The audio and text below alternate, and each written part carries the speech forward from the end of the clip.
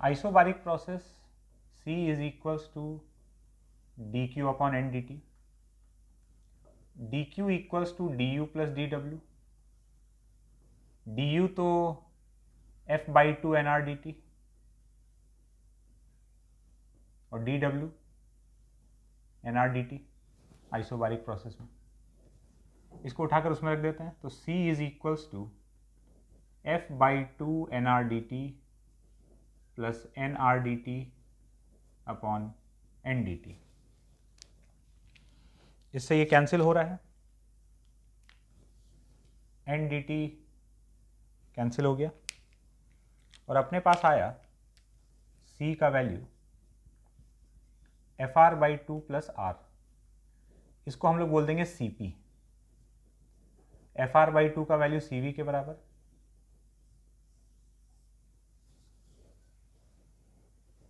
ये CP क्या है? Molar heat capacity at constant pressure.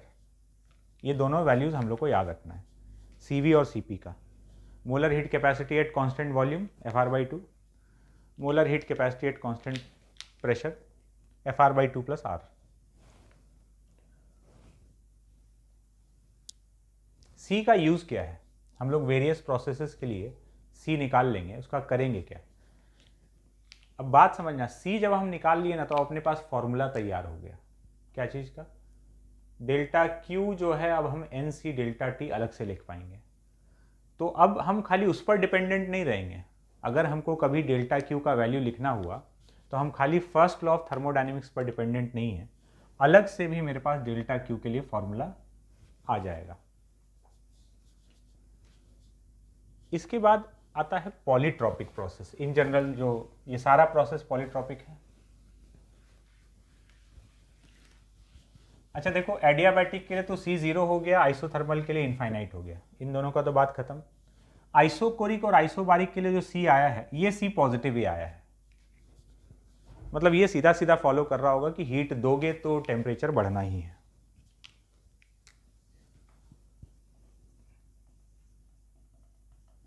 किसी भी पॉलीट्रॉपिक प्रोसेस इक्वेशन ये हो गया। इसका C का वैल्यू होता है CV plus R upon 1 minus X.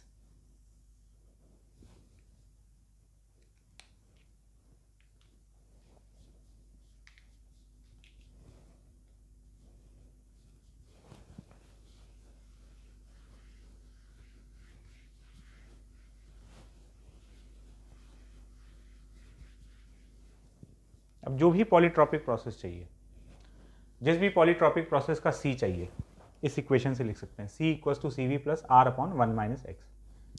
बस प्रोसेस इक्वेशन पता है तो x मालूम है, x उठाकर यहां रख दोगे तो इससे C का वैल्यू आ जाएगा।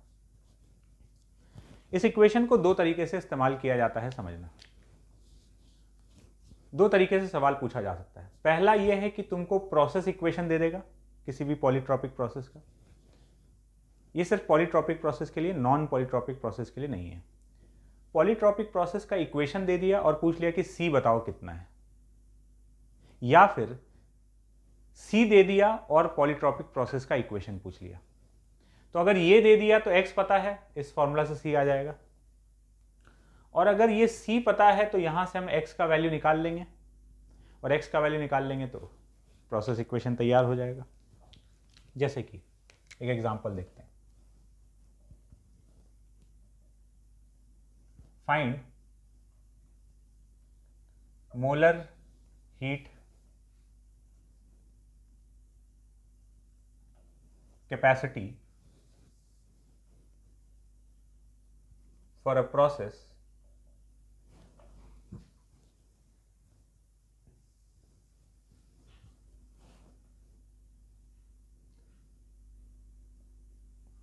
monoatomic find molar heat capacity for a monoatomic gas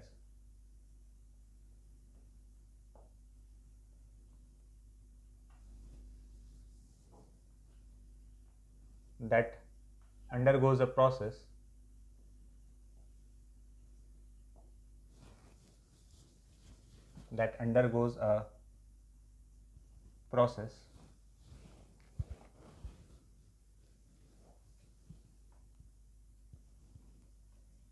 with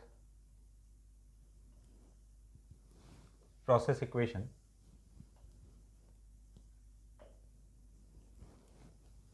T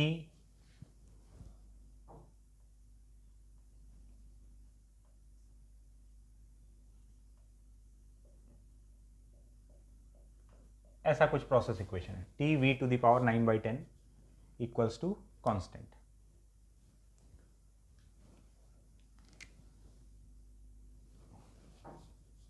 T V का पावर -9/10 इक्वल टू कांस्टेंट, ये प्रोसेस इक्वेशन है। ऐसे किसी प्रोसेस के लिए हमको बताना है कि मोलर हीट कैपेसिटी कितना होगा, सी का वैल्यू। ये तो अपना पॉलीट्रॉपिक प्रोसेस है, तो सबसे पहले तो x का वैल्यू निकाल लेते हैं। तो टी वी का power -9/10 equal to constant, T की जगह रख दिए P V by N R into V का पावर -9/10 इक्वल टू कॉन्स्टेंट। तो ये हो गया पी वी का पावर 1 है यहाँ पे, तो ये 1/10 इक्वल टू कॉन्स्टेंट। x का वैल्यू आ गया 1/10। x का वैल्यू 1/10 है तो इक्वेशन में पुट कर देते हैं। C is equals to C V plus R upon 1 minus X. C V होता है FR/2। मोनोअटॉमिक गैस है तो F का वैल्यू 3, तो ये हो गया 3R/2 प्लस R माइनस 1/10, तो 3R/2 प्लस 10R/9, तो 27 plus 20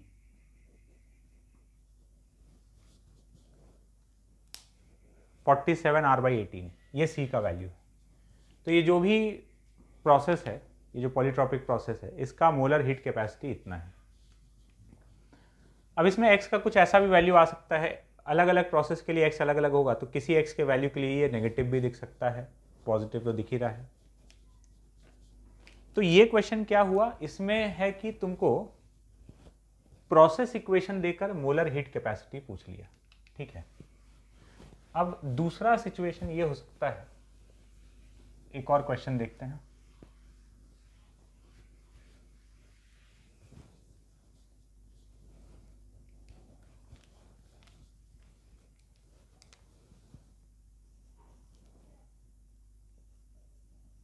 find process equation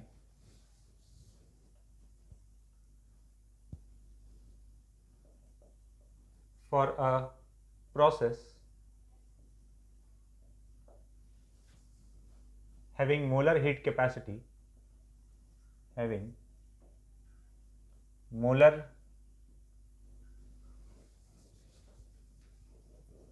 heat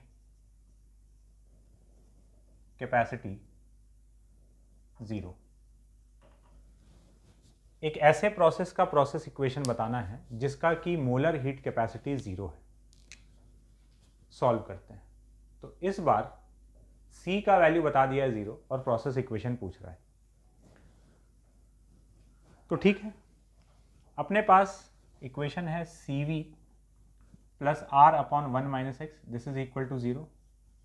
तो CV is equals to R upon x minus 1, x minus 1 is R upon CV, x is equals to 1 plus R by CV। तो x का value आ गया CV plus R by CV, और ये CV plus R तो CP होता है, CP by CV। इसी को गामा बोला जाता है। C0 किसके लिए होता है? एडियाबैटिक प्रोसेस के लिए। तो एडियाबैटिक प्रोसेस के लिए x का जो वैल्यू है वो CP बाई CV के बराबर है, तो PV to the power gamma equal to constant, gamma लिख दो या CP बाई CV लिख दो। तो ये जो गामा है ये आ गया, और देखो गामा का जो वैल्यू है जब हम CP बाई CV लिख रहे हैं तो ये FR/2 plus R upon CV का वैल्यू रख देंगे यहाँ पर, तो गामा का वैल्यू दिखेगा 1 + 2/f। यहीं से ये आया है, गामा का वैल्यू 1 + 2/f। f जो है डिग्री ऑफ फ्रीडम हो गया, मोनोटॉमिक के लिए 3 रख दोगे तो 5/3 आ जाएगा गामा, और डायटॉमिक के लिए 5 रख दोगे तो 7/5 आ जाएगा। तो मोलर हीट कैपेसिटी देकर हम लोग से प्रोसेस पूछ लिया। एक और क्वेश्चन देखते हैं, उसमें कंडीशन दे सकता है। मोलर हीट कैपेसिटी बताने की बजाय, मतलब प्रोसेस इक्वेशन बताने के बजाय,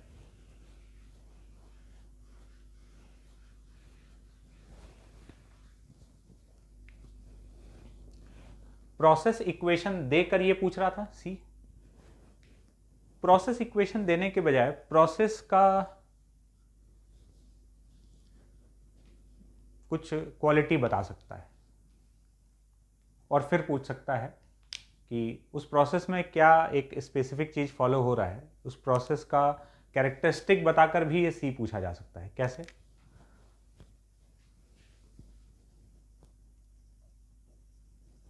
A diatomic gas undergoes a process in which work done by the gas is equal to change in internal energy. Find molar heat capacity for the process.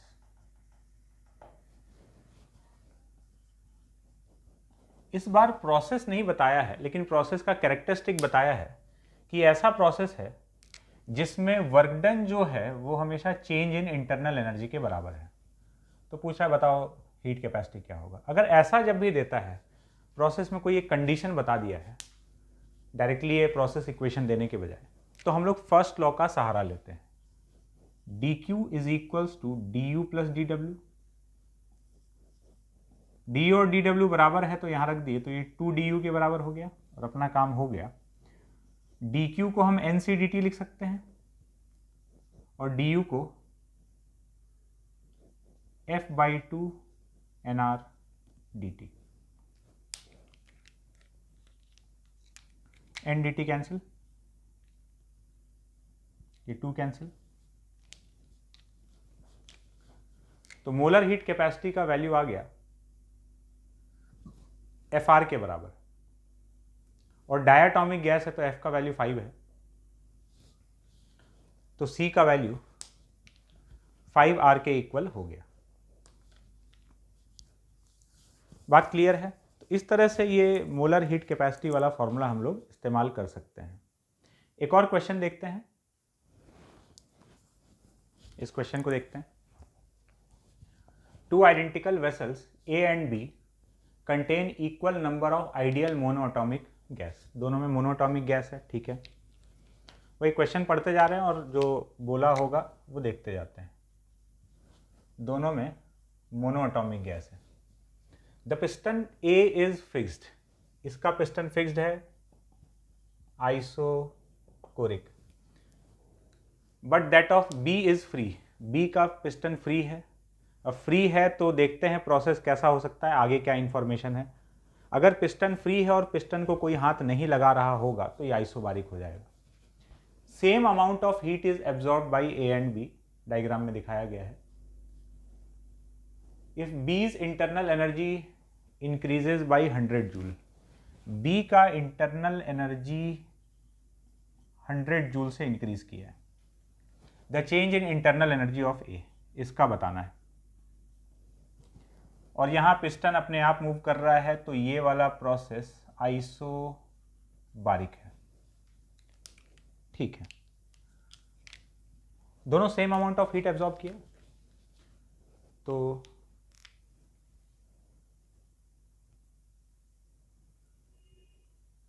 हमको उसका delta U लिखना है, इसका delta U पता है।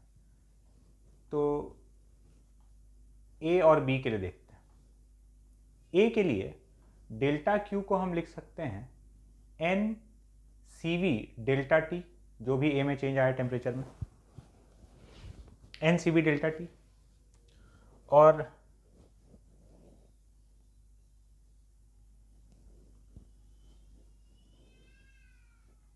Delta U हमको निकालना है। बी के लिए जो डेल्टा क्यू है ना, वो है N C P delta T, और यहां पर डेल्टा यू का वैल्यू है, डेल्टा यू तो सबके लिए सेम है, F by two N R delta T, ये फॉर्मूला होता है। इसका वैल्यू कितना दिया हुआ है, 100। ठीक है, यहां का डेल्टा यू निकाल लेना है।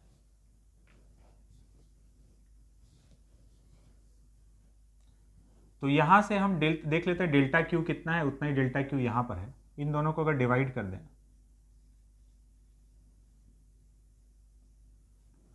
तो डिवाइड करने पर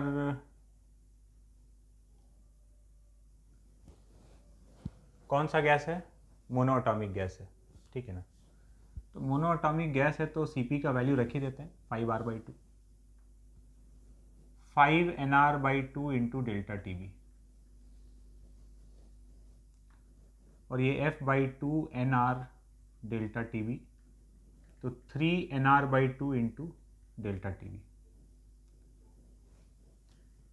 इसका वैल्यू 100 है।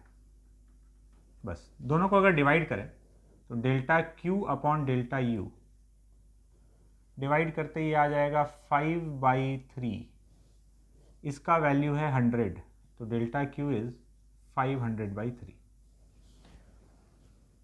डेल्टा क्यू डेल्टा यू का फॉर्मूला पता था, यहां से डेल्टा क्यू का वैल्यू आ गया। अब यही डेल्टा क्यू यहां पर है ना, डेल्टा यू कितना लिखोगे,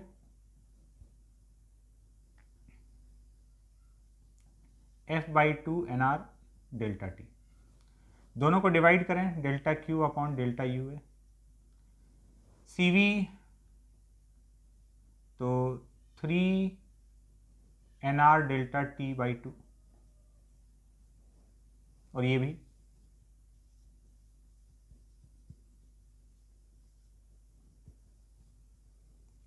तो delta U is equals to delta Q. वैसे इतना करने का जरूरत ही नहीं था, सीधा हम लोग को मालूम था। ये प्रोसेस एक ऐसा है, आइसोकोरिक है। आइसोकोरिक है तो सीधा ये बोल सकते थे कि इसके लिए डेल्टा W 0 होगा ना, तो डेल्टा W 0 होगा तो delta Q equal to delta U. जबरदस्ती कॉम्प्लिकेट करने का मतलब नहीं है।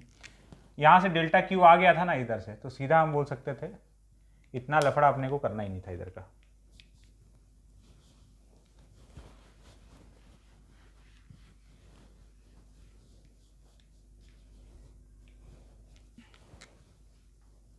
ए के लिए हम लोग सीधा बोलेंगे delta U equals to delta Q,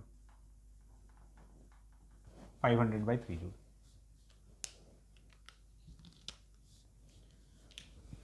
तो बस इस तरह से इस बार हम लोग क्या किए, डेल्टा क्यू का फॉर्मूला यूज किए, N C delta T. Isochoric के लिए सी का वैल्यू CV, आइसोबारिक के लिए सी का वैल्यू CP। चलते हैं आगे, हेडिंग डालेंगे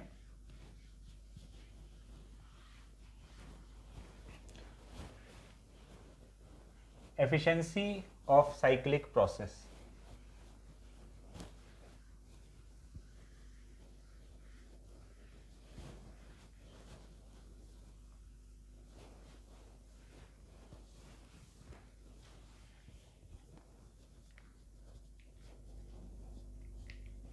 हेडिंग डाल लेते हैं,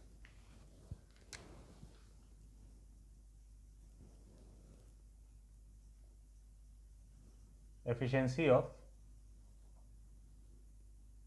साइक्लिक प्रोसेस।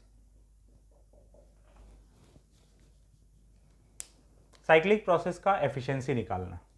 अब एफिशिएंसी किसी भी चीज का होता क्या है, आउटपुट बाय इनपुट। ये जो रेशियो है यही एफिशिएंसी है।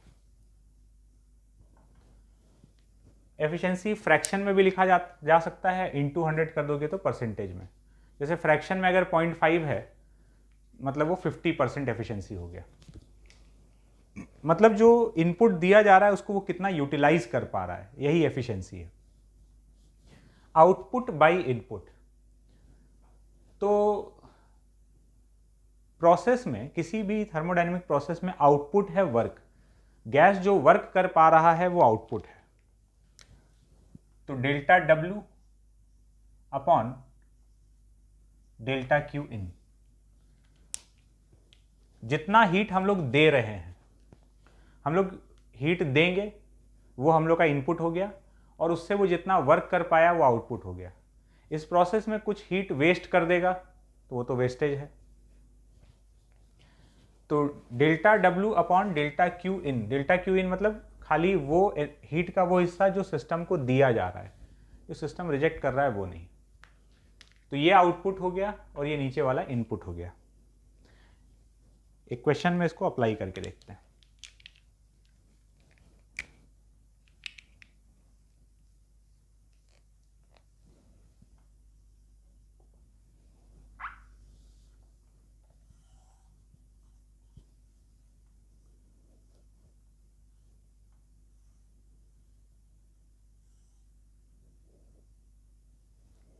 ये एक साइक्लिक प्रोसेस, V0 2V0, इधर प्रेशर P0 और ये 2P0, और ये मोनो एटॉमिक गैस के लिए ये प्रोसेस चल रहा है। Find efficiency.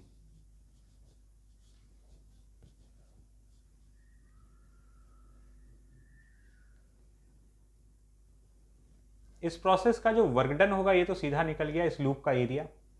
साइक्लिक प्रोसेस का वर्क हम लोग को निकालना आता है। पीवी डायग्राम का जो लूप है उसका एरिया निकाल लो, और लूप का एरिया नहीं निकाल सकते तो अलग अलग प्रोसेस का निकाल लो। तो यहाँ सीधा ये एरिया आ गया P0 V0, एरिया मतलब वर्क तो निकल गया। अब रहा बात Q इन का। तो यहाँ पर टोटल 4 प्रोसेस है। पहले हमको ये समझना होगा कि कौन से प्रोसेस में हीट अंदर आ रहा है और कौन से प्रोसेस में बाहर जा रहा है। जिस प्रोसेस में अंदर आ रहा है हमको खाली वही वाला कंसिडर करना है। जैसे यहाँ अगर हम टेम्परेचर थोड़ी देर के लिए मान लेते हैं T0, ये प्रोसेस ऐसा है A B C D। अगर यहाँ हम टेम्परेचर T0 मान लें, थोड़ी देर के लिए अपने हिसाब से मान लिए, तो यहाँ कितना होगा? यहाँ PV का प्रोडक्ट है P0 V0, यहाँ पर PV का प्रोडक्ट है 2P0 V0, मतलब यहाँ का टेम्परेचर 2T0 है। यहाँ PV का प्रोडक्ट 4P0 V0 है तो यहाँ 4T0 है, और यहाँ PV का प्रोडक्ट P0 2P0 V0 है तो यहाँ 2T0 टेम्परेचर है। तो यहाँ T0 है तो ये 2T0 4T0 2T0, ये हम लोग अपने हिसाब से मान लिए, बाद में सब कैंसिल हो जाना है।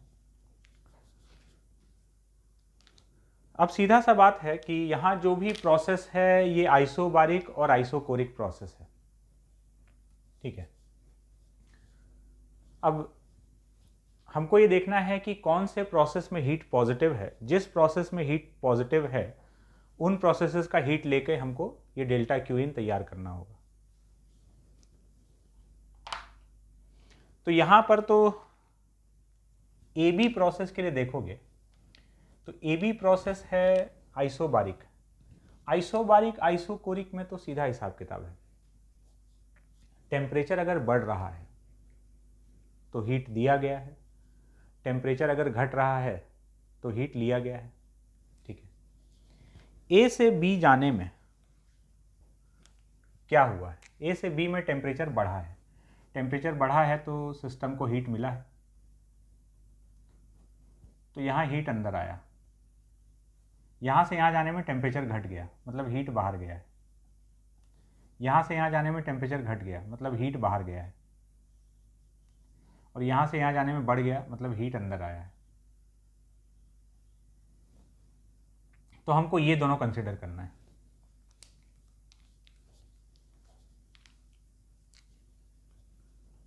Delta Q in is equals to delta Q A B plus delta Q D A B process जो है वो आइसोबारिक है। आइसोबारिक प्रोसेस में हीट का फॉर्मूला NCP डेल्टा टी, तो 4T0 minus 2T0। DA process जो है वो आइसोकोरिक है। आइसोकोरिक में हीट का formula NCV delta T. Delta Q in, तो NCP का वैल्यू हो गया 5R/2, मोनोटॉमिक गैस है। CP का वैल्यू CV प्लस R के बराबर होता है FR/2 प्लस R। F का वैल्यू रख देंगे 3, 5R/2 आ गया इंटू 2T0 प्लस NCV का वैल्यू 3R/2 इंटू T0। तो डेल्टा क्यू इन, ये 2 चला गया तो 5, दिस इज 13 NR T0/2। ये डेल्टा क्यू इन का वैल्यू आ गया। और यहाँ का टेम्परेचर हम लोग T0 माने हैं, इस जगह का ये T0 है। इसका मतलब P0 V0 is equals to NR T0। बस ठीक है, काम हो गया। Efficiency is delta W by delta Q in. Delta W है P0 V0 और डेल्टा क्यू इन है 13 NR T0/2। अब ये P0 V0 तो NR T0 के बराबर है, तो ये तो कैंसिल हो गया। Efficiency of this cycle is 2/13। ये हो गया इसका एफिशिएंसी। फ्रैक्शन में इंटू 100 कर दोगे तो परसेंटेज में एफिशिएंसी आ जाएगा। बात क्लियर है? तो इस तरीके से हम लोग साइक्लिक प्रोसेस का एफिशिएंसी निकाल सकते हैं। एक स्पेशल टाइप का थर्मोडायनेमिक साइकिल होता है जिसको बोलते हैं कार्नोट साइकिल, और ये मोस्ट एफिशिएंट साइकिल है। सबसे ज़्यादा एफिशिएंसी कार्नोट साइकिल का ही होता है।